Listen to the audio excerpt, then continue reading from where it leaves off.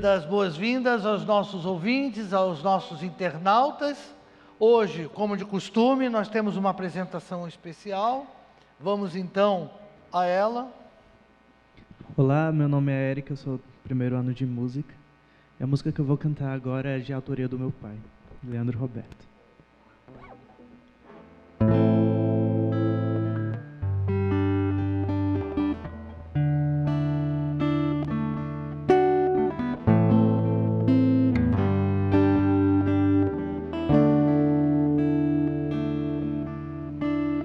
Pai, por que me amas tanto? O que tenho de tão especial? Quando oro, vejo que tu me respondes. É aí que eu te sinto me amar. E assim posso sentir que é Jesus me livrando a cada dia, afastando as agonias do viver. Nunca mais duvidarei do teu amor.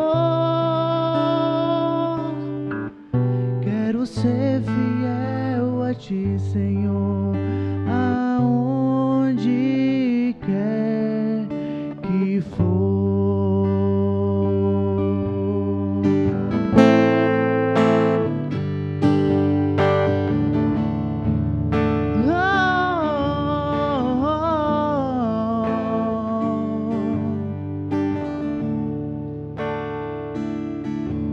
Quando as provas vêm, seguro em tuas mãos, ó Pai,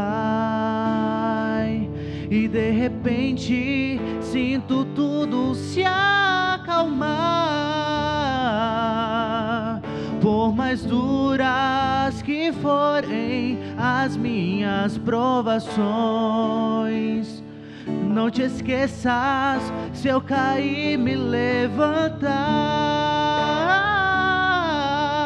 E assim posso sentir que é Jesus me livrando a cada dia, afastando as agonias do viver. Nunca mais duvidarei do teu amor. Quero ser fiel a ti, Senhor, aonde quer que for. Nunca mais duvidarei do teu amor. Quero ser fiel a ti, Senhor, aonde quer que for.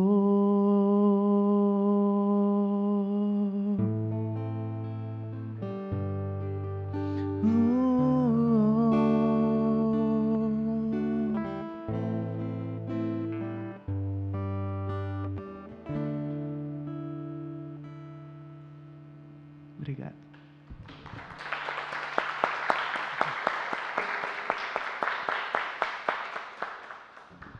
Obrigado pela apresentação. Queridos alunos, queridos internautas, queridos ouvintes, hoje nós temos um tema que para mim é muito especial. Vou apresentar a vocês hoje, nessa manhã, Cristo como filósofo. Nós já apresentamos e falamos para que serve a filosofia e falamos sobre filósofos cristãos. E costumeiramente nós estamos conversando com vocês sobre alguns filósofos que foram considerados e que se consideram cristãos. Hoje, então, eu queria fazer uma apresentação uma reflexão com os nossos internautas, com os nossos ouvintes, sobre Cristo como filósofo. E eu queria começar, então, com um filósofo que eu aprecio muito, chamado Michel Henry. Michel Henry nasceu em 1902, morreu em 2002, nasceu no Vietnã, por causa do falecimento do pai, que estava trabalhando para a Marinha Francesa. Então, logo depois do falecimento, vai para a França, acaba estudando, se apaixonando pela filosofia, faz a graduação, seu mestrado, o doutorado, e acaba sendo um dos grandes acadêmicos que nós temos na filosofia. Ele tem uma filosofia tremendamente original, e a originalidade dele está naquilo que ele mesmo chamou de fenomenologia da vida ou fenomenologia material. Fenomenologia material, porque ele fala que é a estrutura básica para formar, então, uma nova fenomenologia, diferente da formada, então, por Husserl, Heidegger, Merleau-Ponty. Essa fenomenologia fala essencialmente de algo que nós gostamos muito de discutir em filosofia, chamada vida. E ele tem alguns artigos, alguns trabalhos que falam sobre o que é isso que chamamos de vida. Então, a filosofia de Michel Henry é conhecida também por fenomenologia da vida. E Michel Henry, como um filósofo que eu considero cristão, principalmente pelas 3 últimas obras dele, a saber, Eu Sou a Verdade e a Vida, Palavras de Cristo e Encarnação. Essas três obras finais de Michel Henry caracterizam bem a filosofia dele e a admiração profunda que ele tem por Cristo e a associar a filosofia ao cristianismo. É o que ele faz com maestria. E Michel Henry, ele começa um dos textos do Encarnação com essa passagem bíblica de 1 João 1,14 e João 14,6. Ele diz assim: E o Verbo se fez carne e habitou entre nós, e vimos a sua glória, como a glória do unigênito do Pai, cheio de glória e de verdade. E Michel Henry, então, ele faz uma reflexão sobre o que é o Verbo e por que o Verbo se fez carne. Na realidade, esse é um grande mistério. Quando Deus se prontifica a vir ao mundo, encarnar, habitar entre nós. Então, Michel Henry, ele coloca Cristo como um exemplo de subjetividade, que é um tema de um próximo programa nosso, falar sobre subjetividade. Mas Michel Henry, ele trabalha Cristo como essa subjetividade.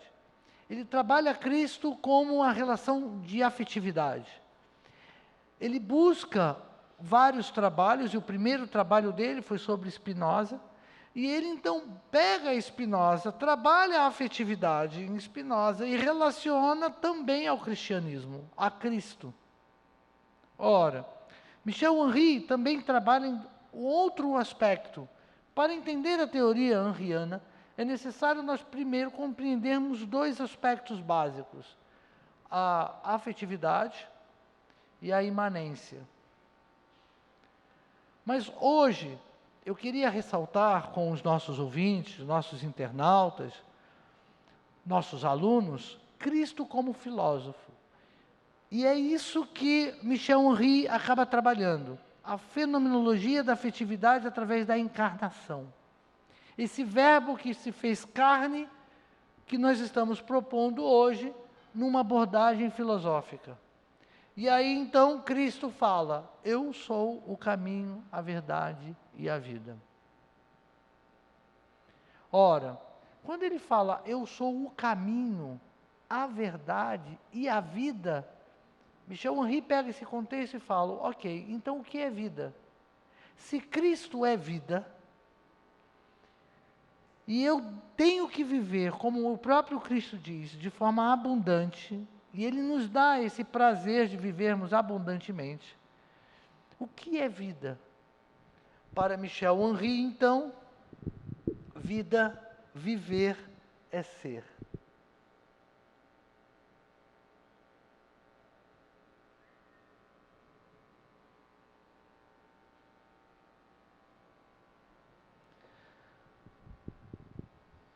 Então podemos nos dilacerar, nos fragmentar, nos dividirmos, mas não podemos esquecer de nós mesmos, não podemos afastar de nós mesmos a questão da vida, porque vida, para Henry, vida é ser.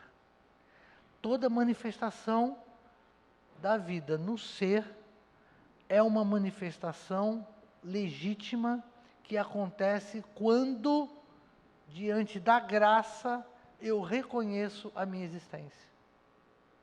Então, aí nós temos toda uma concepção filosófica do que é vida e do que é ser. Essa é a reflexão que nós queremos proporcionar hoje. Porque algumas pessoas falam que Cristo não é filósofo. Como Cristo não é filósofo? Para o que é, ou o que caracteriza um filósofo? Um filósofo tem que ter uma teoria original para ser filósofo. Tem que ser conhecedor da filosofia para construir uma nova. Não pode ou não deve repetir a filosofia do outro. Não é um mero repetidor. É um criador de uma filosofia. Então ele precisa construir algo novo e não repetir algo que já existe. Quem repete algo que já existe pode ser um bom professor de filosofia, mas não é o filósofo. O filósofo constrói teorias novas. E a minha proposta neste programa é compartilhar com vocês uma reflexão, Cristo como filósofo. Ora, então para isso ele precisa ser extremamente original. Para isso, ele precisa ser conhecedor da filosofia. Para isto, ele precisa provocar, inquietar. E por que falam que ele não é filósofo? Porque o filósofo duvida, e parte da dúvida para a conclusão. Cristo, ele determina, através do seu questionamento, a maiêutica socrática, de uma forma muito integral e muito especial. Ele não chega a duvidar, mas ele levanta dúvidas e questionamentos para que a pessoa consiga se conhecer um pouco mais. Então eu gostaria, Terry, se você pudesse fazer a gentileza ali no computador, de colocar então algumas frases que eu selecionei através da internet sobre Cristo. Vamos ver então Cristo como filósofo. E acompanhe comigo, por favor, os ouvintes, os alunos que estão aqui presentes. Vamos ver as provocações de Cristo. Vamos ver o questionamento que Cristo faz através da reflexão para que o ser humano possa conhecer o potencial de si. Eu consegui, eu vi pela internet, fazendo uma pesquisa rápida, 100 perguntas importantes de Cristo. Eu vou colocar apenas algumas delas.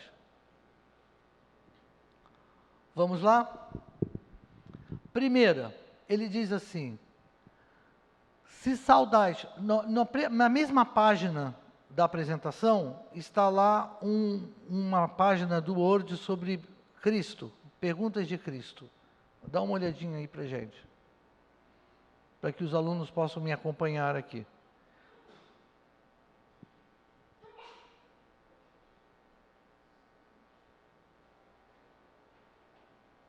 Na mesma página, na mesma pasta.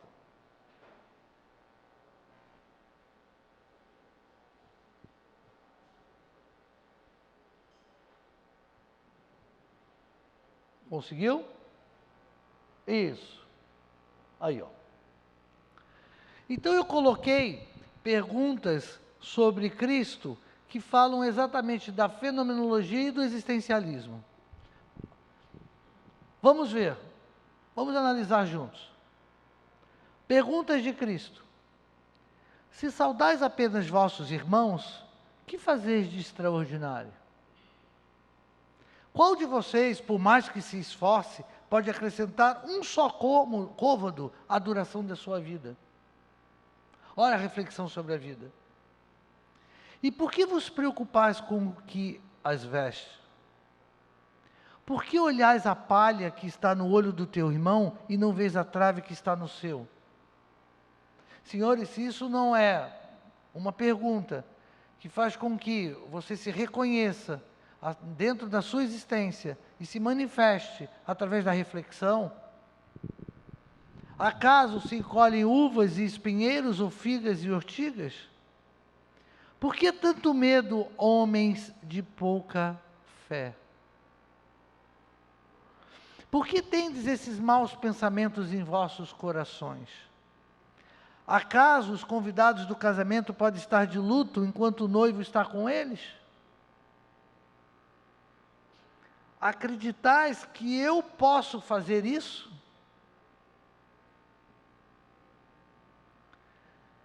Que fostes ver no deserto? Olha que interessante. Que fostes ver no deserto? O que você procura? Qual é a sua ansiedade?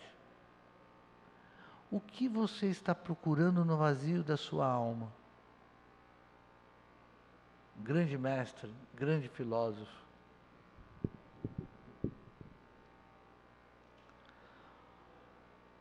Com que ou com quem vou comparar esta geração?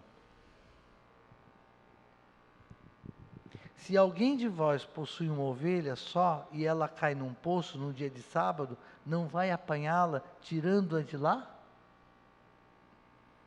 Como pode alguém entrar na casa de um homem forte e saquear os seus bens sem antes amarrá-lo? Víboras que sois, como podeis falar coisas boas sendo maus? Falando aos hipócritas e fariseus. Quem é minha mãe? Quem são meus irmãos? Homem de pouca fé, por que você duvida? E vós, por que desobedeceis os mandamentos de Deus em nome de vossa tradição? Quantos pães você tem? Ainda não entendeis? Ainda não entendeis? Vocês ainda não compreendem? Quem é a pessoa que dizem ser o filho do homem? E vós, quem dizeis que eu sou? Podeis beber o cálice que eu vou beber? Que queres que eu vos faça? Vejam, ele olha para um paralítico e diz ao paralítico: o que você quer que eu te faça? Alguns dias atrás eu escutei um sermão dizendo que Cristo era sarcástico, porque ele olha o paralítico e pergunta para o paralítico: o que quer que eu te faça? Ele já não sabia o que ele queria ser curado, obviamente. Mas por que Cristo então faz essa pergunta? Cristo faz essa pergunta para que aquela pessoa consiga fazer uma reflexão e realmente descobrir aquilo que realmente é importante na vida dela. Principalmente por causa da vitimização. Então a pergunta é: o que você quer que eu te faça? O que você quer? Isso exige uma compreensão de si enorme. Isso exige um conhecimento da natureza humana espetacular. O que queres que eu te faça? Aí ele pergunta: não leste a Escritura? por que incomodas essa mulher? E João 8,43, ele pergunta, por que vocês não compreendem o que eu vos falo? Nessa ele responde, por que vocês não compreendem a minha linguagem? Porque sois incapazes de ouvir a minha palavra. Senhores, e assim vai. São muitas perguntas em que ele faz, exatamente contribuindo para uma determinada maiêutica para que a pessoa possa se autoconhecer. Então, necessariamente, ele trabalha com a fenomenologia, ele trabalha com a reflexão. Olha, eu estou me manifestando através de perguntas, e através da reflexão eu consigo encontrar o potencial em você para que você se descubra, para que você se reconheça. Venâncio, volta ao slide, por favor.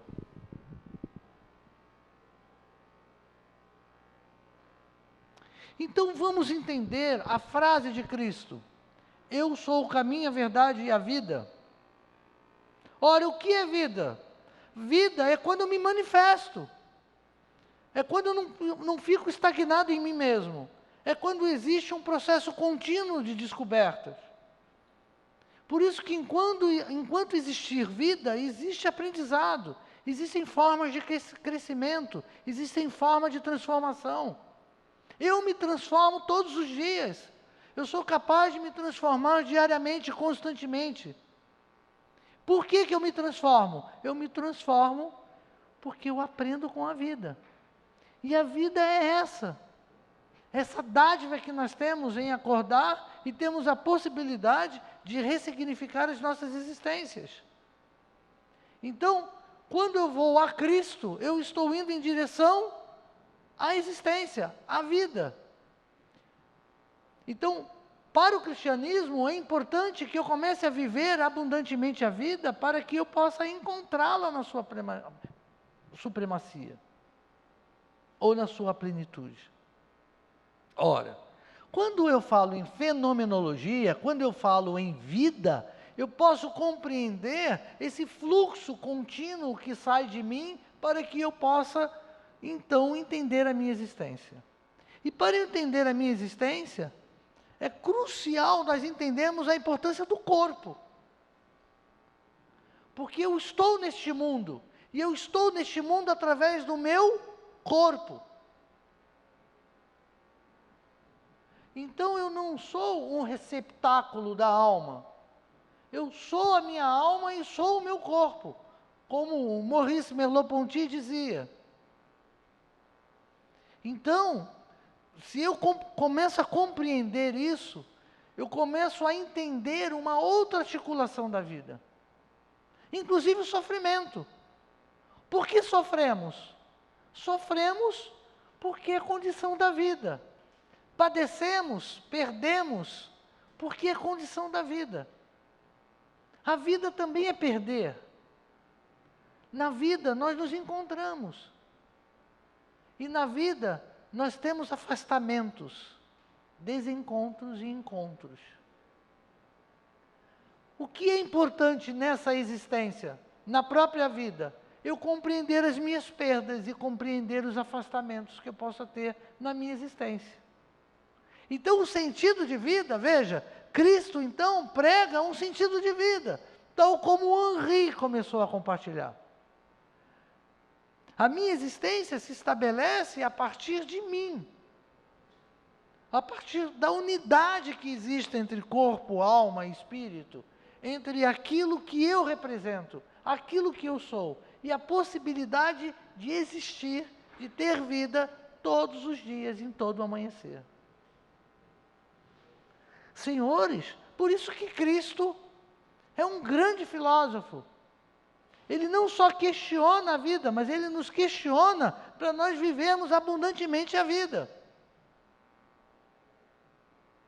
E para nós entendermos isso, eu acho que é muito interessante, muito importante, nós compreendemos a relação da sensação e da percepção, já que estamos falando do nosso corpo, já que vivenciamos a nossa existência pelo nosso corpo.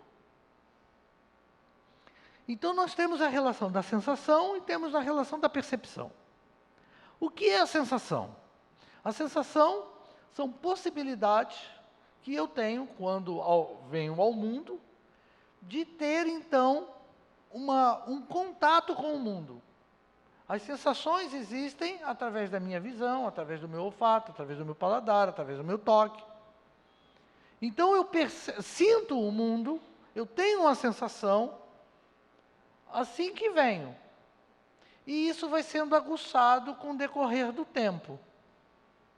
A percepção já é uma interpretação da sensação. Todos nós temos a sensação. Todos nós, na sua grande maioria, com exceção das pessoas com deficiência, mas na sua grande maioria, todos nós temos a potencialidade de ouvir, de ver, de cheirar, de experimentar, de sentir o gosto e o tato, através do tato, perceber então o objeto. Só que essa percepção dos 5 sentidos se faz presente através do meu corpo. E se faz presente através da interpretação, que não é... Eu tenho a possibilidade da percepção, mas eu começo a viver a percepção porque ela é aprendida. Eu aprendo a interpretar o mundo através das minhas sensações. Então, eu preciso olhar, eu preciso cheirar, eu preciso ouvir, para eu ter uma nítida percepção da vida em si. Então, eu começo com o meu corpo, através da sensação. Então, eu sinto o mundo, e através dos meus sentidos, eu consigo captar o som, a imagem, o gosto, mas aquilo que eu aprecio ou não, já é uma interpretação da sensação. Então, eu gostar do azul e não gostar do vermelho,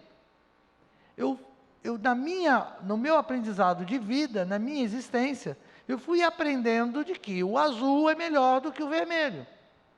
E por isso que isso é muito singular, porque uns preferem o azul e outros preferem o vermelho. E o que difere uns dos outros? A nossa experiência, a nossa vivência. Veja, eu só experimento e vivencio o mundo através do meu corpo, a partir da sensação e da percepção. Quando eu falo de Cristo, o que eu estou dizendo? Que Cristo, ele veio como filósofo para incomodar, para provocar, para que nós saiamos do marasmo e nos encontrarmos nas nossas percepções, nos nossos gostos, nos nossos prazeres e desprazeres, nos nossos encontros e desencontros. E a partir da reflexão do nosso encontro e do nosso desencontro, eu consigo entender quem eu sou. Aí ele olha e fala: eu sou o caminho, a verdade e a vida. Se quer compreender a vida, venha comigo. Venha em mim. E eu estando em vocês, vocês vão compreender o porquê da percepção que vocês possuem. E ele tira, então, proveito disso para articular a relação do preconceito. Vocês se dizem cristãos, mas vocês realmente são cristãos? Vocês seguem o que falam? Então, podemos concluir e entender que isso é uma questão complexa, extremamente interessante para nós reconhecermos a vida em nós. E através da concepção da sensação e a concepção da percepção, nós temos a relação da imagem. É por isso que, academicamente, quando nós falamos imagem, nós falamos de imagem sensorial. Imagem não é só uma figura, não é aquilo que a gente vê. Imagem é aquilo que nós conseguimos interpretar através dos nossos sentidos. Então, por exemplo, existe imagem olfativa, existe imagem auditiva, existem imagens visuais. Então, são imagens que se referem aos sentidos. Vamos entender isso um pouco melhor para nós entendermos como Cristo aguça as nossas imagens através da reflexão. Por exemplo, quando eu estou na Alameda da universidade, e de repente alguém passa com um perfume, e eu, percebendo esse cheiro, eu faço uma associação do cheiro que sinto com o perfume da minha mãe. Imediatamente, a minha imagem vai até a minha mãe. Meu coração se aperta e eu sinto saudade.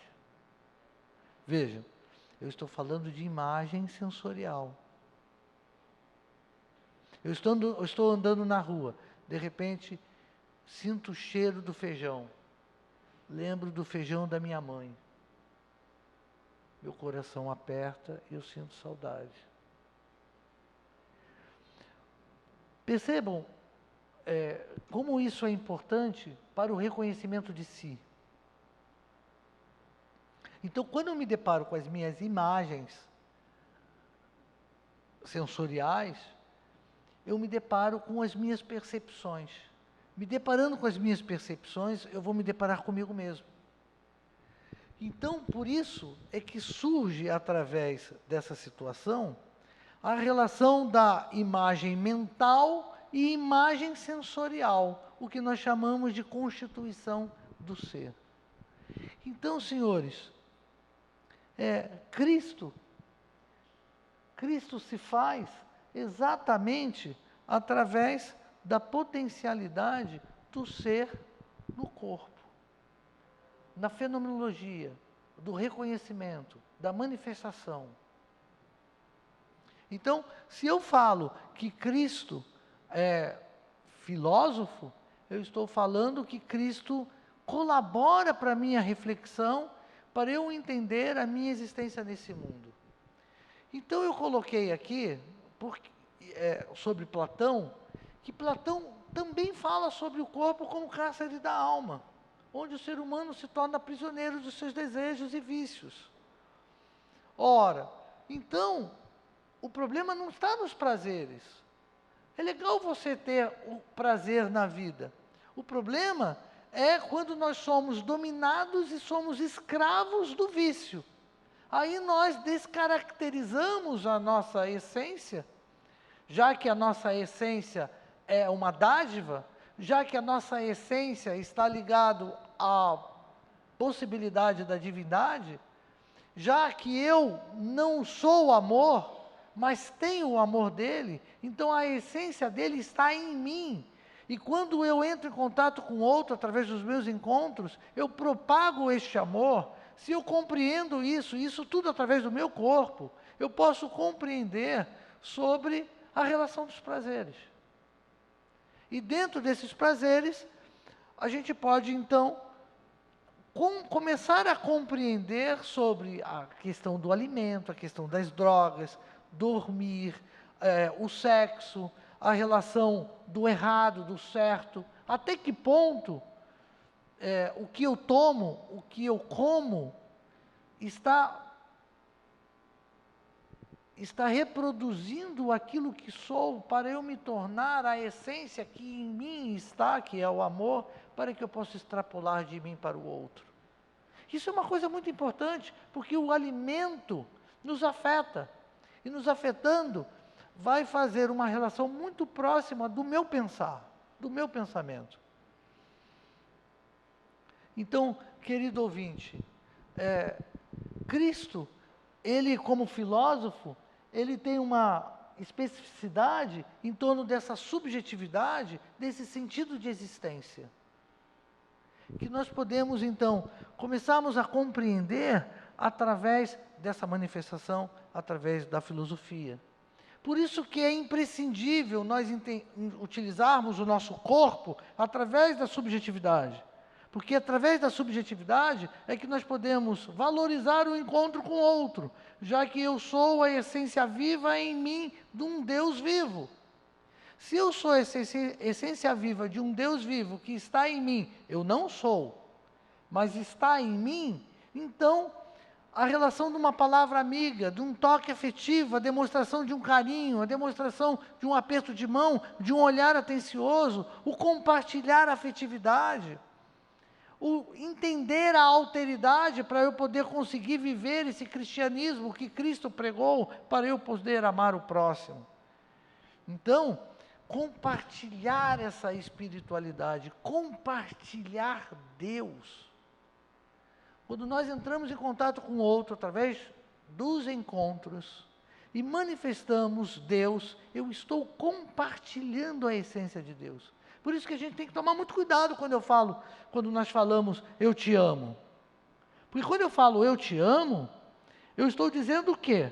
Se Deus é amor, se eu sou a imagem e semelhança de Deus, então Ele está também em mim.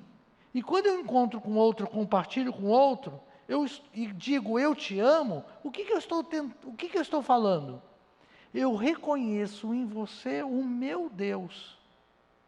E o meu sentimento para contigo é o amor. Eu reconheço Deus em você. Por isso eu te amo. Veja como é sublime. E as pessoas utilizam essa palavra de uma forma superficial e extremamente banal. Mas ela tem uma profundidade extraordinária. Por que a profundidade extraordinária? Porque Deus é amor. Então, senhores, essa colocação, ela se torna ímpar e interessante para nós entendermos como a reflexão eu consigo chegar até o nosso Deus.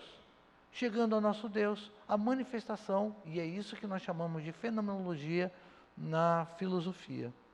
Então, compartilhar Deus, compartilhar a experiência divina através daquilo que Cristo fala pela fenomenologia. Esse que é o estudo das essências que Edmundo Husserl falava tanto.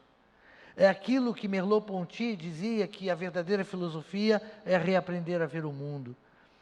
Através, então, da minha sensação, da minha percepção, da minha imagem sensorial, através dos meus sentidos, através do meu corpo, eu vivencio, experimento Deus, e através da minha vivência, da minha experiência, eu compartilho com o outro o seu amor.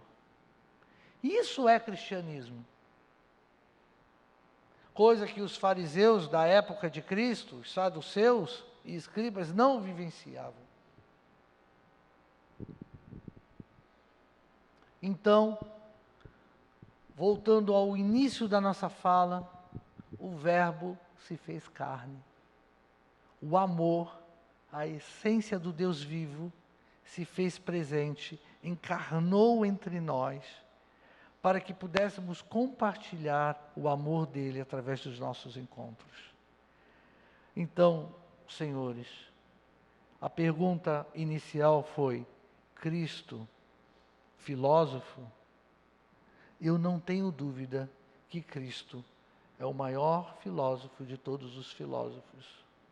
Ele conseguiu trazer algo extremamente sublime que Michel Henry, em maestria, coloca para todos nós: viver a vida e entendê-la na sua plenitude e conseguir viver em abundância, porque o Verbo se fez carne, habitou entre nós, para que nós pudéssemos compartilhar a essência dele, que é o amor. Queridos ouvintes, queridos internautas, eu queria agradecer a reflexão, espero ter contribuído para nós pensarmos sobre Cristo realmente filósofo. E mais importante do que a reflexão sobre isso, é nós vivermos o cristianismo tal como o Mestre pregou. Obrigado, senhores, por mais esse encontro. Meu nome é Alice, eu sou do primeiro ano de música, e essa música que eu vou cantar, ela é muito especial para mim. Ela fala sobre o amor de Cristo e ela fala da calmaria que a felicidade dele traz.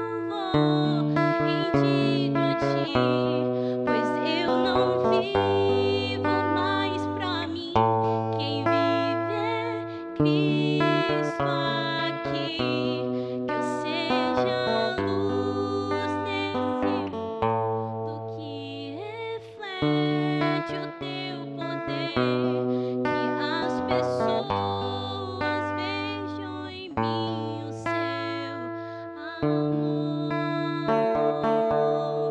Sou feliz, pois encontrei meu Salvador que me amou, me libertou naquela cruz, os meus pecados Ele pagou. Sou feliz, pois encontrei meu Salvador que me amou, me libertou, me trouxe a paz que eu tanto procurei. Que a calmaria no meu ser seja louvor rendido a ti, pois eu não vivo mais pra mim, quem vive é Cristo aqui. Que eu seja luz nesse mundo que reflete o teu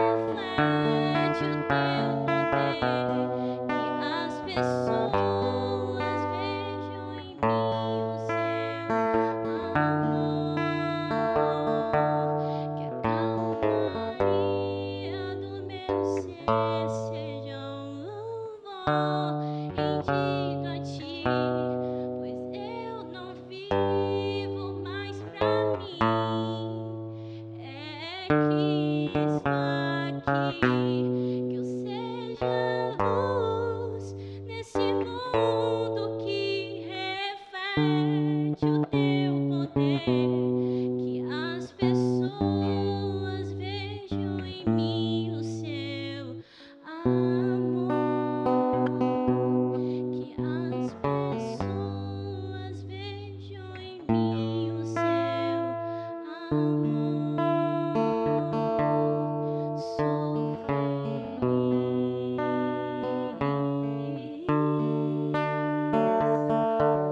Amém. Que Deus seja louvado. Jesus diz que Ele é o caminho, a verdade e a vida. E uma das posições que o Senhor coloca em Michel Henry é de que deveríamos viver nele para irmos aprendendo a viver. Mas eu também aprendi ouvindo o Senhor que Cristo é a própria potência da vida. Como se Ele fosse a energia vital que mantém tudo vivo, respirando o tempo todo. Como é que o Senhor faz esse paralelo entre a ideia do Cristo como potência e a ideia dele como um tipo de dimensão onde a gente está nele?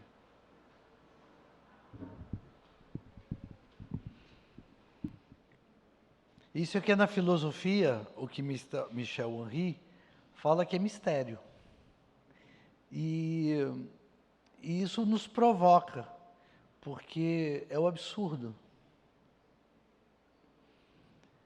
E é isso que tem convertido alguns filósofos ao cristianismo, por incrível que pareça. Porque você chega à conclusão, no final das contas, que para ter tudo isso que nós temos, tudo que é vivo, e a complexidade da estrutura biológica de cada um de nós, só pode ser um ser inteligente, e aí vem o design inteligente, e que nos dá a potencialidade dele em mim. Porque quando eu falo que isso tudo surge por acaso, é o mesmo que eu reconhecesse, por exemplo, que uma Ferrari surge por acaso, ou que um computador surge por acaso. Então, a força vital que existe em nós, e é isso que os filósofos chegam à conclusão, tem que ter algo de extraordinário. Algo de extraordinário que possa fazer essa complexidade.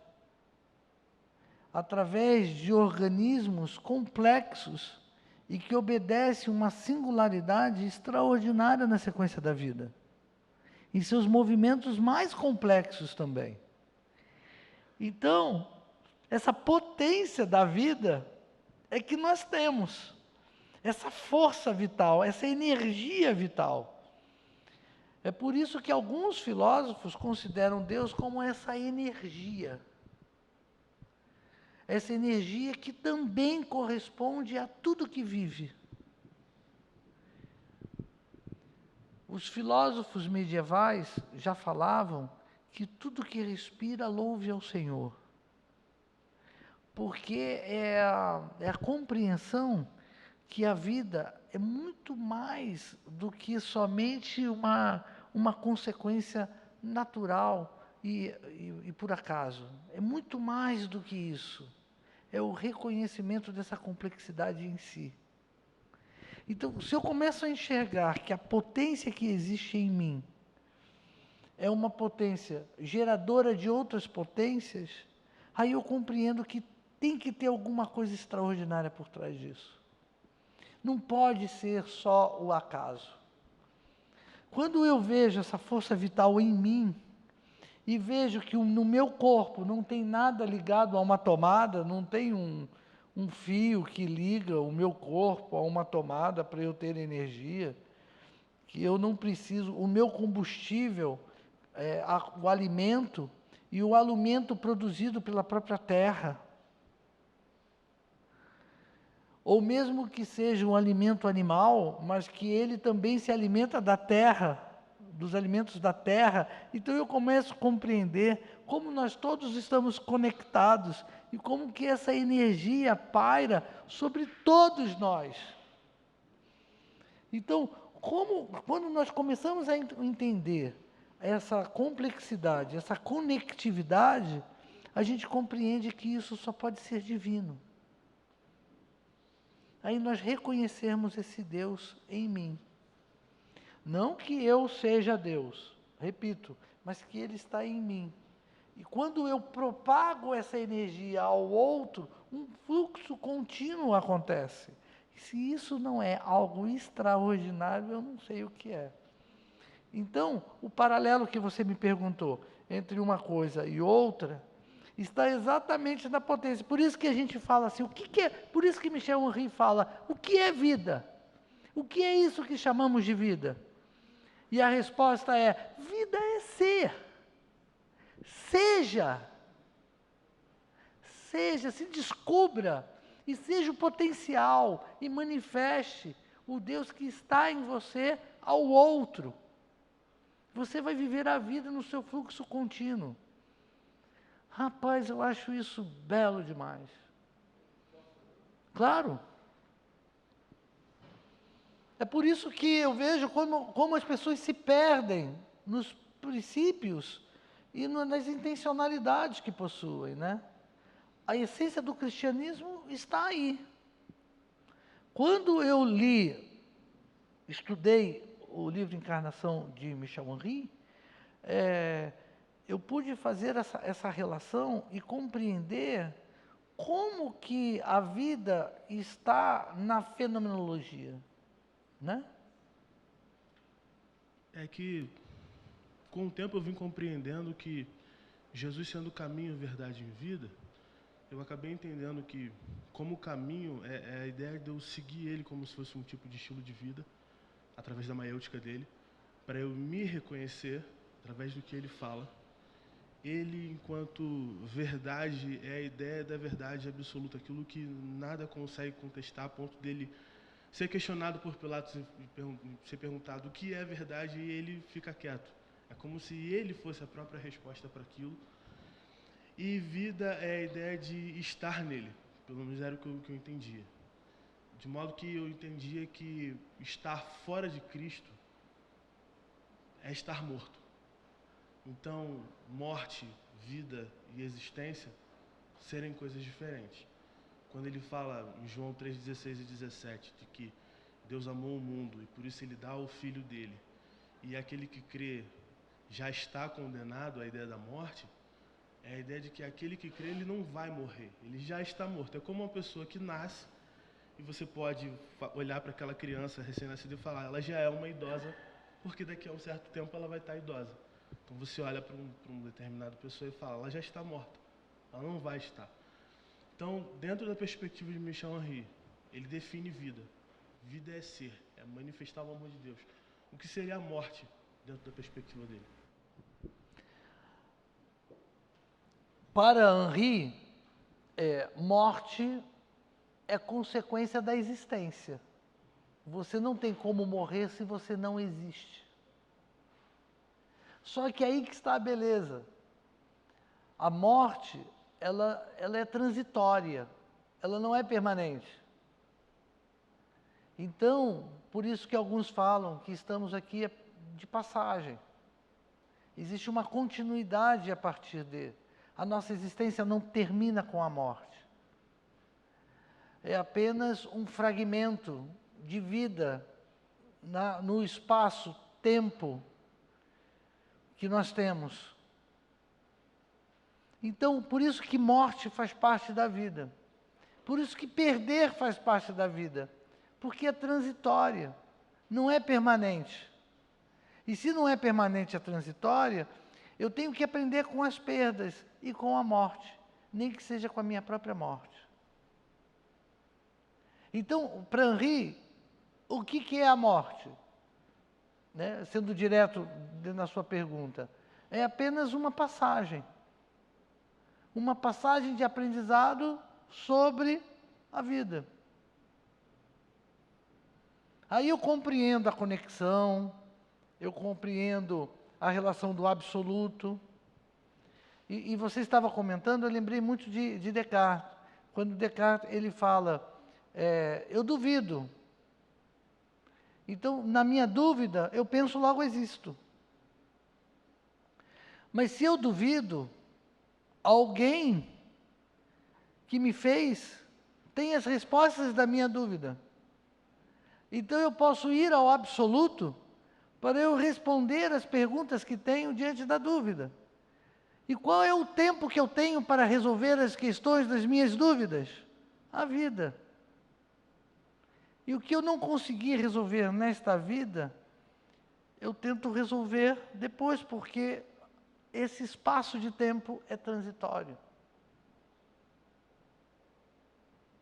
É assim que eu compreendo a morte em Henry. O que é difícil é quando as pessoas não compreendem as suas existências, as suas vidas, e não compreendem as suas perdas. Aí provocam a própria morte. Isso é devastador. Porque as pessoas que não compreendem as perdas,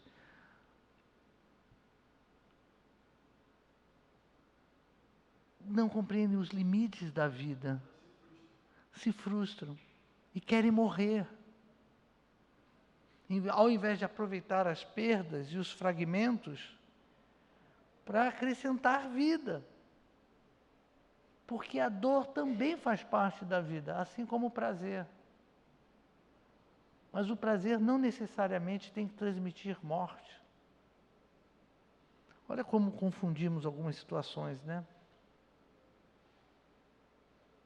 Obrigado pelas perguntas.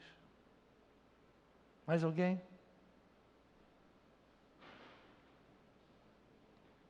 Queridos ouvintes, queridos internautas, eu acho esse assunto extremamente interessante, porque assim a imagem de Deus também acaba mudando um pouco, né? E se aperfeiçoando, se aprofundando. Meu nome é Jefferson, faço parte do primeiro ano de música.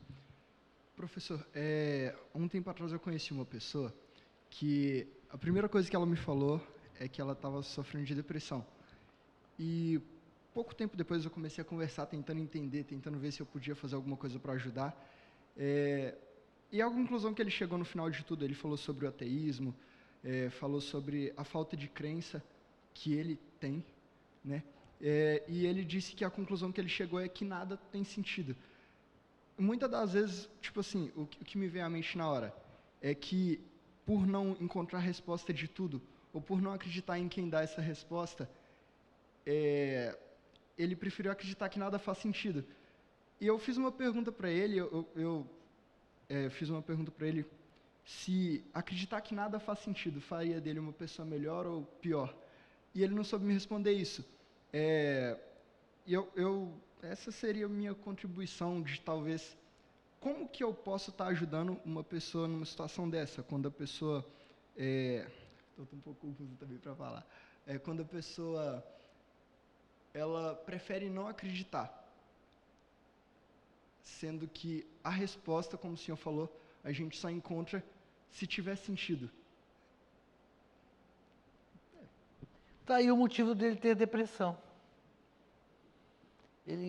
A vida perdeu o sentido.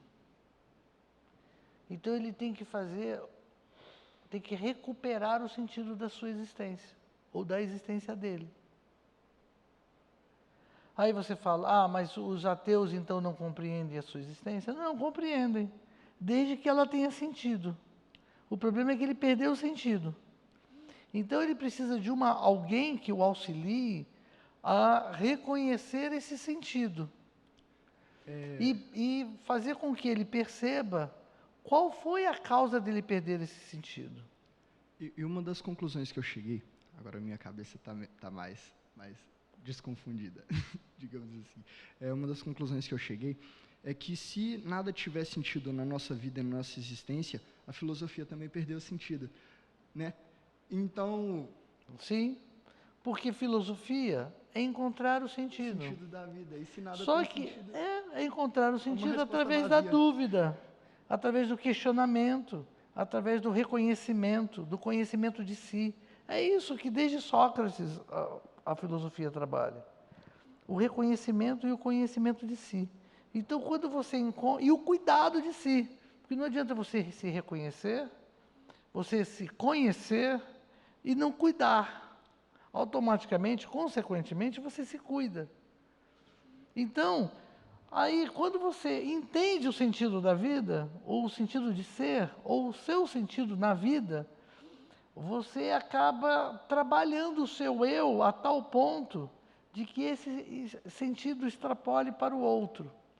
Isso é a beleza, isso é extraordinário. Nesse sentido, então, a gente pode entender a dúvida do motivo das coisas como sendo nossa aliada, nossa amiga. Porque se a pessoa tenta simplesmente ignorar as perguntas e falar assim, então nada tem sentido, então ela perde o sentido de vida. Sim, porque a dúvida serve, né? O questionamento serve, não é para você se tornar cético, ou para você se tornar crítico, ou para mostrar que você está sendo crítico, ou está sendo mais racional do que o outro. A dúvida serve para o encontro de si. E isso eu acho que é extraordinário. E aí, consequentemente, vem o cuidado. Entendi. Obrigado.